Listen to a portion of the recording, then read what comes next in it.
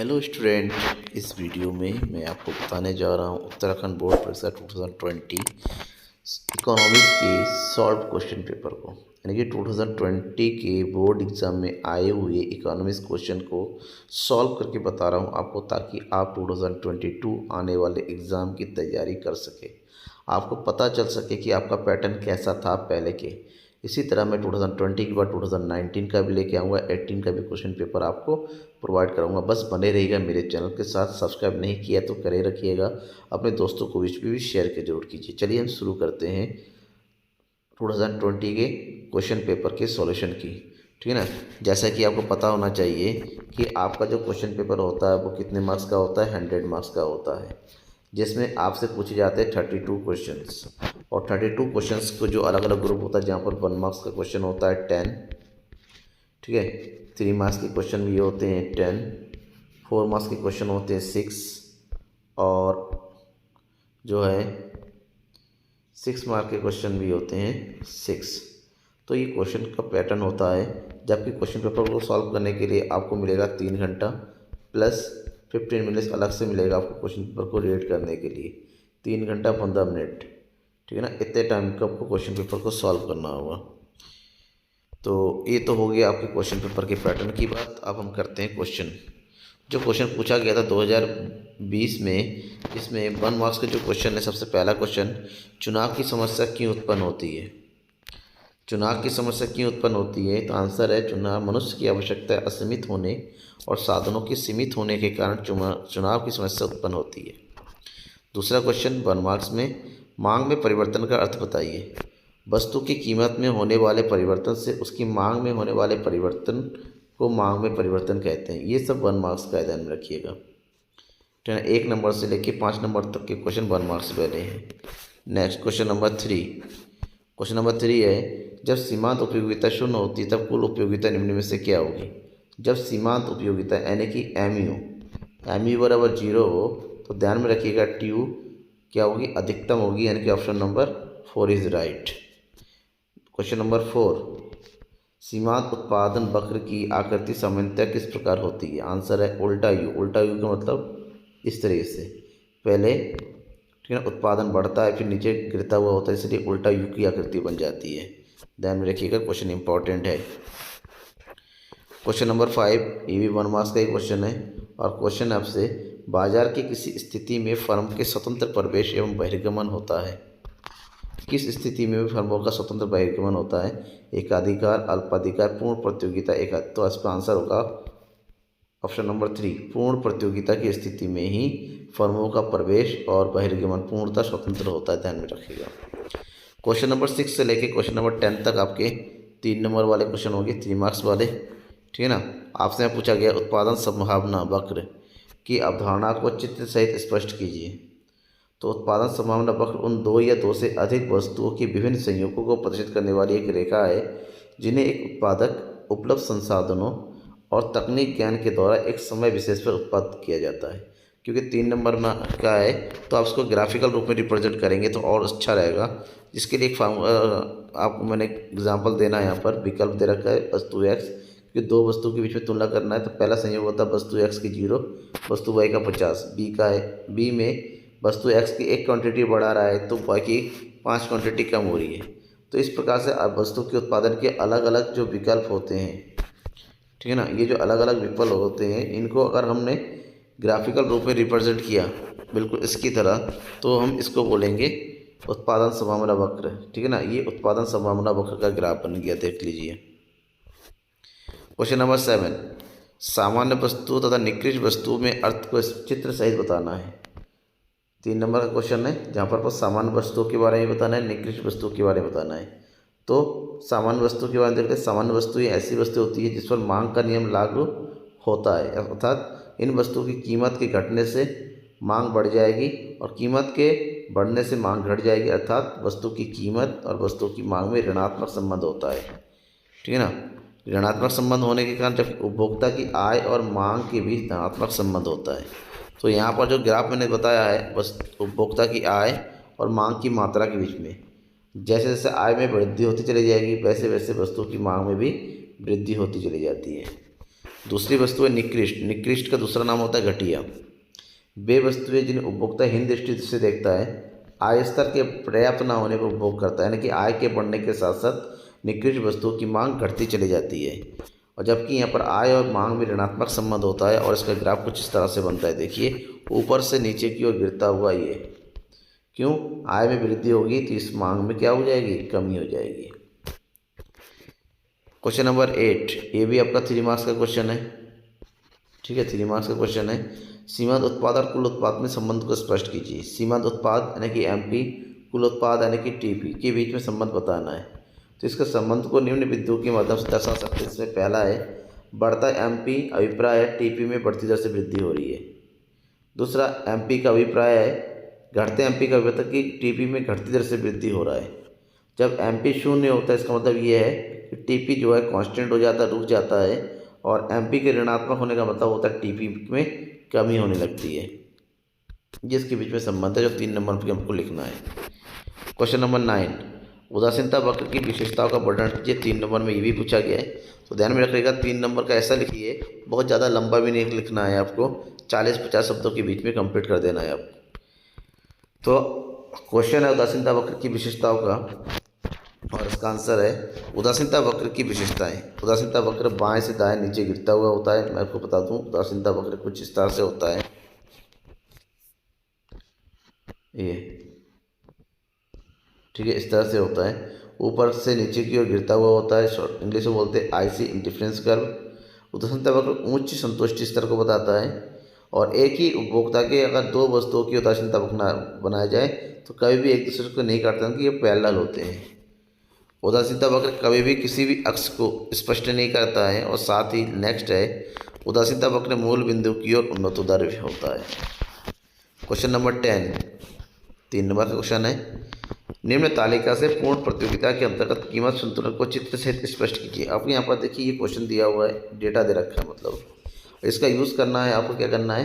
पूर्ण प्रतियोगिता में उत्पादक के संतुलन को बताना है, किस बिंदु पर होगा। ठीक है, तो उसको सॉल्व करते हैं। तो सबसे पहले टेबुलर फॉर्म में अगर लिख लेते तो यहाँ पर देखिए कीमत दिया हुआ है 1, 5, 8, 10, 2, मांग है और पूर्ति की मात्रा भी है। इसको हमें रिप्रेजेंट करना है ग्राफ में।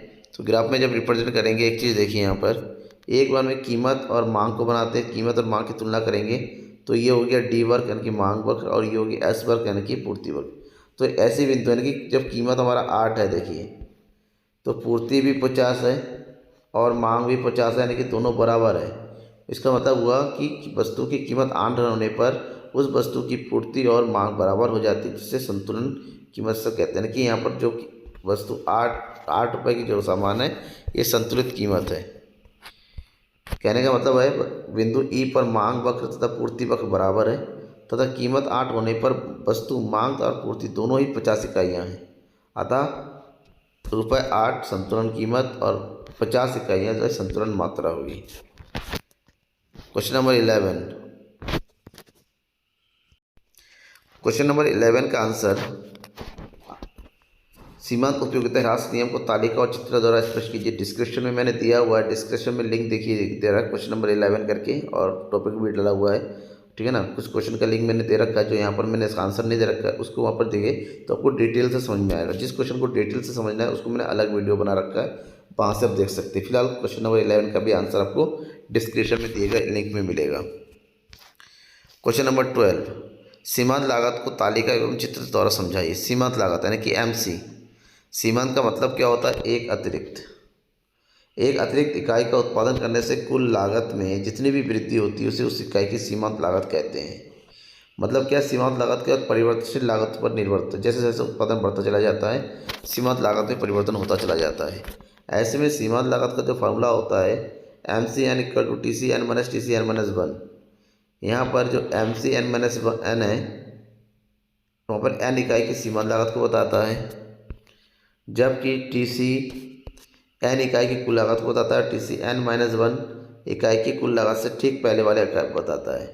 अब यूँ देखिए, इसको रिप्रेजेंट करते हैं ग्राफ में प्लस टेबुलर फॉर्म में। ठीक है, TC दिया हुआ है, MC निकालना है। तो TC है 0 पे 40, 1 पे 120। तो हमने क्या किया, 120 से 40 को घटाना तो 80 आ गया। इसी तरह करते चलाएंगे। 70 से 120 को घटाएंगे, 80 से 170 को घटाएंगे, 210 से 180 को घटा देंगे, 260 से 110 को घटा देंगे। तो हमें ये जो वैल्यू निकलेगा माइनस करके, ये होता है MC, सीमांत लागत। हम सीमांत लागत में तो क्या देख रहे हैं कि पहले 80 था, 80 से 50, फिर 10 घट रहा है, उसके बाद फिर ये जो है बढ़ना आराम कर दे रहा है।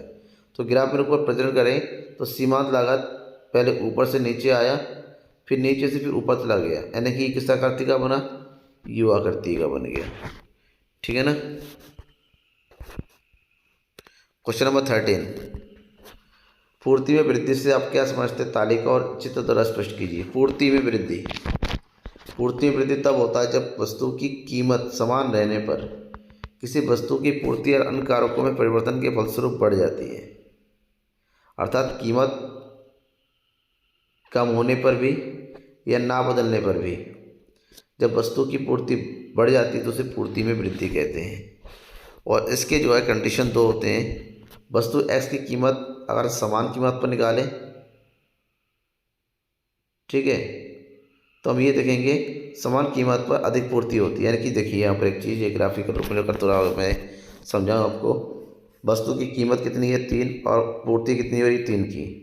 वस्तु की कीमत समान ही है लेकिन पूर्ति बढ़ गई, ठीक है ना। ऐसे में जो है पूर्ति में वृद्धि कहा जाता है। जो हमारा ग्राफ होता है, इसमें जो ग्राफ जितना पहले का था आगे की ओर खिसक जाता है। यानी कि पहले S था, अब कितना बन गया S1, आगे की ओर खिसक गया। इस स्थिति को हम जो है पूर्ति में परिवर्तन कहते हैं।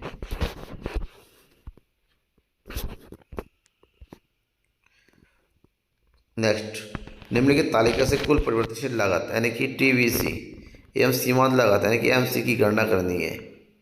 आपके पास दिया हुआ है यहाँ पर क्वेश्चन में TC, उत्पाद और कुल स्थिर लागत, जो कि सभी यूनिट पर क्या हो जाएगा, बराबर होगा। अब आपसे यहाँ से TVC निकालना है और MC निकालना है। क्वेश्चन है निम्नलिखित तालिका से कुल परिवर्तनशील लागत और सीमांत लागत की गणना कीजिए, जबकि कुल स्थिर लागत 12 दिया हुआ है। ठीक है ना।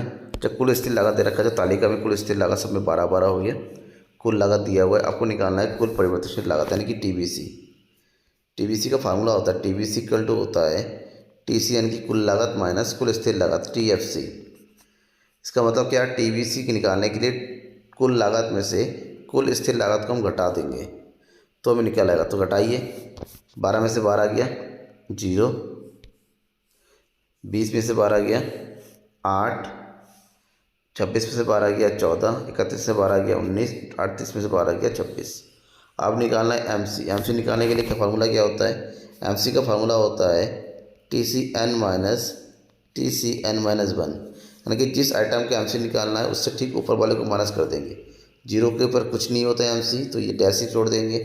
फिर हम क्या करेंगे, TC में से ऊपर वाले को माइनस, 20 में से 12 को माइनस करेंगे 8, 26 में से 20 को माइनस कर देंगे 6, 31 में से 26 को माइनस कर देंगे 5 और 38 में से 31 माइनस कर देंगे, ये हो गया 7। ठीक है, ये टेबल फिल करने के लिए हमने। क्वेश्चन नंबर 14, तटस्थ मानचित्र क्या है?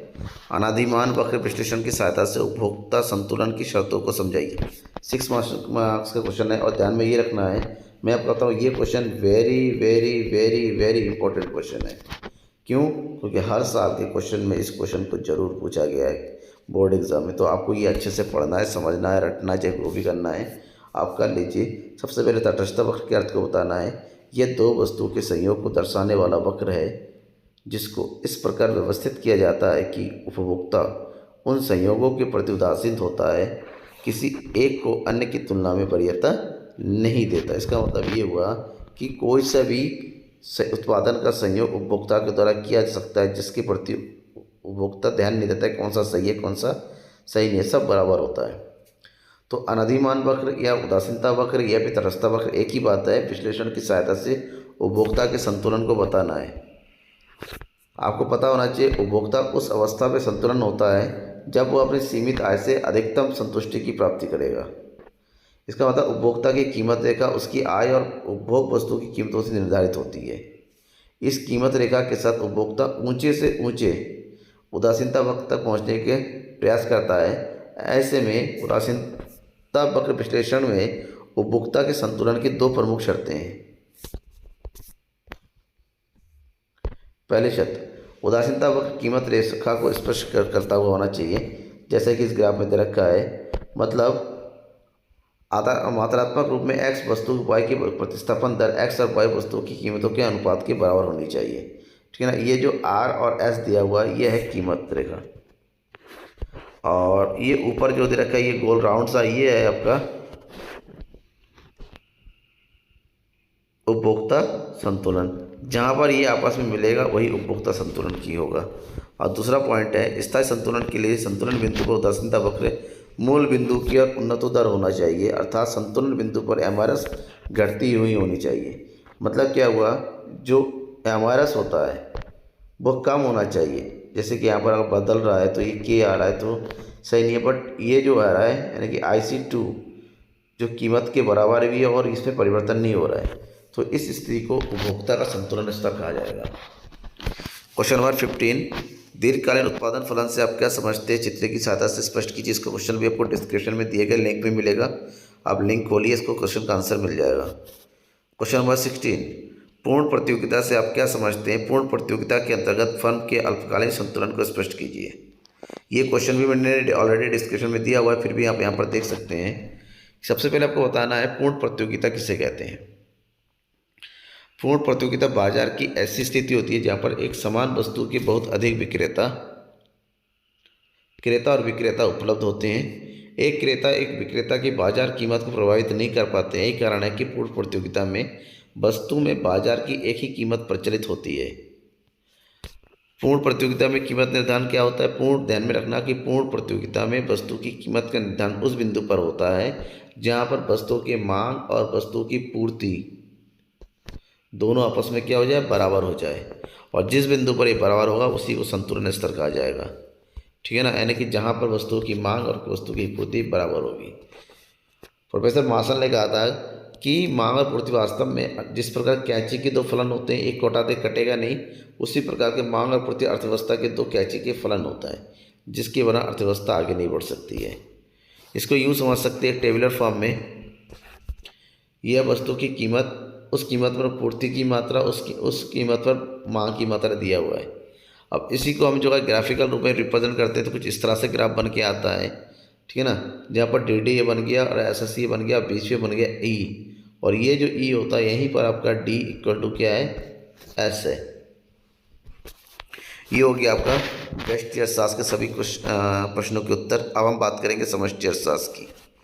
समष्टि अर्थशास्त्र में क्वेश्चन नंबर 17 जो पहला क्वेश्चन है, इनमें से कौन सी संस्था भारत में करेंसी नोट जारी करती है। आपका आंसर होना चाहिए भारतीय reserve bank, option number A। दूसरा क्वेश्चन है, मुद्रा के कोई दो कार्य लिखिए। मुद्रा के दो ही प्रमुख कार्य हैं, विनिमय का माध्यम और मूल्य का मापक। नेक्स्ट क्वेश्चन, MPS शून्य होने पर MPC का मूल्य क्या होगा। MPS शून्य होने पर MPC का मूल्य क्या होगा, शून्य, अनंत, एक, इनमें से कोई नहीं। ध्यान रखिएगा, जब MPS शून्य होता है इसका मतलब MPC पूरा है। ठीक है ना, MPS शून्य होने पर MPC पूरा का मूल्य होने पर MPC का मूल्य होगा 1। ठीक है ना, 1, ऑप्शन नंबर 3। बचत का क्या अर्थ है, बचत आय का वह भाग होती है जो व्यय के बाद बचती है, उसे बचत कहते हैं। भुगतान संतुलन को परिभाषित कीजिए।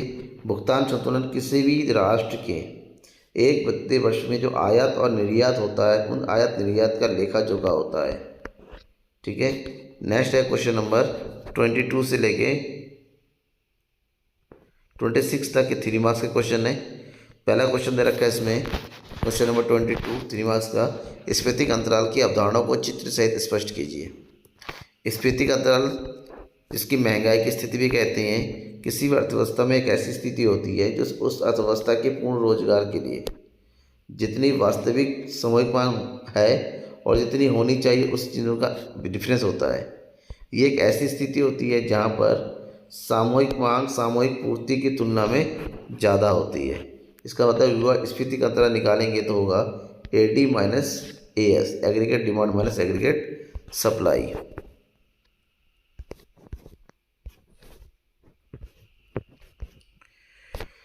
क्वेश्चन नंबर 23, व्यष्टि अर्थशास्त्र और समष्टि अर्थशास्त्र में अंतर बताना है। व्यष्टि अर्थशास्त्र, समष्टि अर्थशास्त्र। व्यष्टि अर्थशास्त्र पहला अंतर अब हम लोग बात करते हैं, इसमें व्यक्तिगत इकाइयों का धन होता है जैसे फर्म, उपभोक्ता। समष्टि के अंतर्गत संपूर्ण अर्थव्यवस्था की समग्र इकाई का अध्ययन किया जाता है, जैसे राष्ट्रीय आय, कुल रोजगार आदि। पॉइंट नंबर 2, ये पूर्ण रोजगार की मान्यता पर आधारित है, जबकि समष्टि अर्थशास्त्र अपूर्ण रोजगार की मान्यता पर आधारित है। पॉइंट नंबर 3, इसके मुख्य उपकरण मांग और पूर्ति है, जबकि समष्टि अर्थशास्त्र के मुख्य उपकरण समग्र मांग और समग्र पूर्ति है।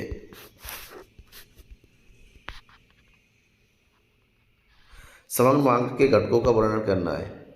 समग्र मांग के अगर उन घटकों की बात करें तो उसके 2 प्रमुख घटक होते हैं, ठीक है। एक है उपभोग मांग और निवेश मांग। उपभोग मांग को हम सी लिखते हैं और निवेश मांग को आई लिखते हैं। इसका मतलब फार्मूला बन जाता है AD=C+I। उपभोग मांग मतलब अर्थव्यवस्था में वस्तु और सेवाओं के उपभोग के लिए जो भी खर्च किया जाता है उसे उपभोग मांग कहते हैं, जबकि पूंजीगत वस्तुओं को बढ़ाने के लिए जो खर्च किया जाता है उसे निवेश मांग कहते हैं। मतलब साफ है कि AD बराबर हो जाएगा आपका C+I।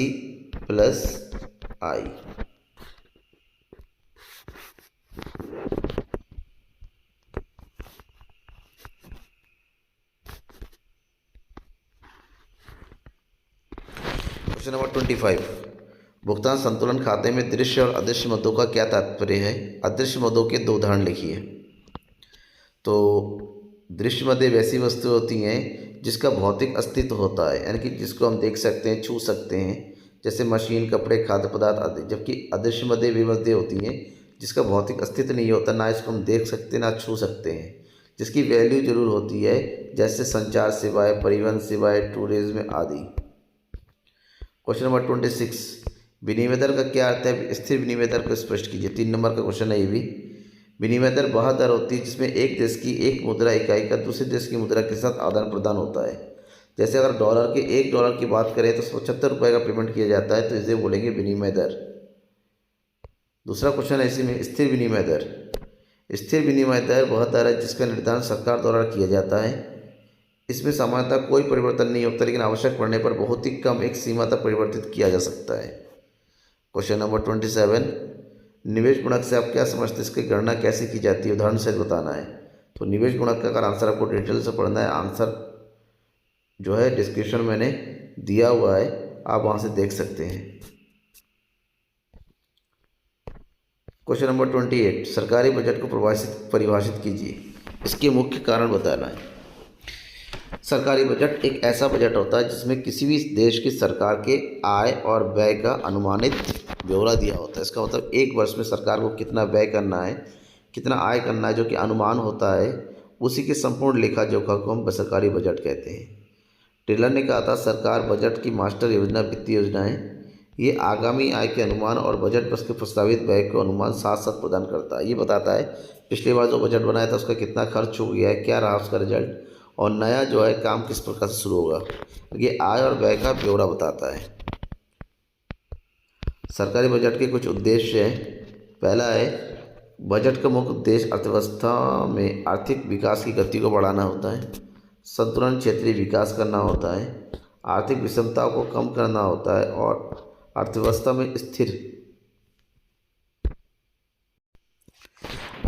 में आर्थिक विषमताओं की कमी, जो ऊंच नीच होता है, आर्थिक विषमता होती है, अमीर गरीब, इसकी भावना को कम करने का भी दायित्व इस बजट के ऊपर होता है। और अर्थव्यवस्था में स्थिरता बनाए रखना, मंदी और ये फिर तेज़ी की स्थिति से बचाए रखने के लिए अर्थव्यवस्था को तो बजट की आवश्यकता पड़ती है।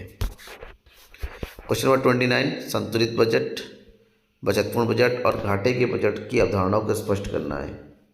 संतुलित बजट के बारे में जान लेते हैं, पॉइंट टू पॉइंट बताना है। संतुलित बजट ऐसा बजट होता है जिसमें सरकार के आय और व्यय दोनों का विवरण होता है।